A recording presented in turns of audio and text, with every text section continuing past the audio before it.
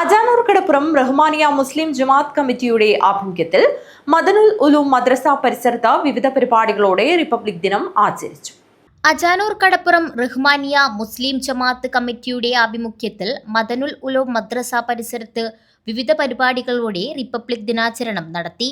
Jamaat president A Hameed Haji ദേശീയ പതാക ഉയർത്തി. 75 വർഷം പൂർത്തിയായി എന്നുള്ളതാണ്. ഇന്ത്യ ഒരു മതേതര ജനാധിപത്യ രാഷ്ട്രമാണ്. ഓരോ 5 വർഷം കൂടുമ്പോൾ ജനങ്ങൾക്ക് ഇഷ്ടമുള്ള ആളുകളെ തിരഞ്ഞെടുത്ത് ഇന്ത്യയെ ഭരണമേൽപ്പിക്കുന്ന ഒരു വലിയ ജനാധിപത്യ നാട്. ആ ജനാധിപത്യ നാട് മതേതരത്വം എന്ന് പൂർണ്ണമായും ഭരണഘടനയിൽ പറയുന്നുണ്ടെങ്കിലും ഇന്ന് ഇന്ത്യ മതേതരത്വത്തെ വിഭജിച്ചുകൊണ്ടിരിക്കുകയാണ്. മതേതരത്തെ വിഭാവനം ചെയ്യുന്ന എല്ലാ കാര്യങ്ങളിലും ഇന്ത്യ ഭരിക്കുന്ന ഫാസിസ്റ്റ് ഗവൺമെൻറ് ആ ഭരണഘടനാ സിദ്ധാന്തങ്ങൾക്കെതിരായിട്ടാണ് പ്രവർത്തിക്കുന്നത്. ആ ഒരു പ്രത്യേക പശ്ചാത്തലത്തിലാണ് 2025 ജനുവരി 26 ഈ റിപ്പബ്ലിക് ദിനം വളരെയേറെ പ്രസിദ്ധമായിട്ടുള്ളത്. അതുകൊണ്ട് നമ്മുടെ പ്രിയപ്പെട്ട വിദ്യാർത്ഥികളെടുത്ത പ്രതിജ്ഞ അത് വാസ്തവത്തിൽ അക്ഷരത്തിലും അർത്ഥത്തിലും പ്രാവർത്തികമാക്കേണ്ട കടമ നമുക്ക് എല്ലാവർക്കുമുണ്ട്. ഖത്തീബ് അഷ്റഫ് ദാരിമി പ്രാർത്ഥന നിർവഹിച്ചു.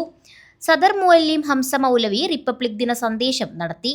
രാജ്യത്തിന്റെ കെട്ടുറപ്പിനും ഐക്യത്തിനും മതേതര മൂല്യങ്ങൾ ഉയർത്തിപ്പിടിക്കാനും വർഗീയ ഫാസിസ്റ്റ് ശക്തികൾക്കെതിരെ ഒത്തൊരുമയോടെ പ്രവർത്തിക്കാൻ അദ്ദേഹം ആഹ്വാനം ചെയ്തു.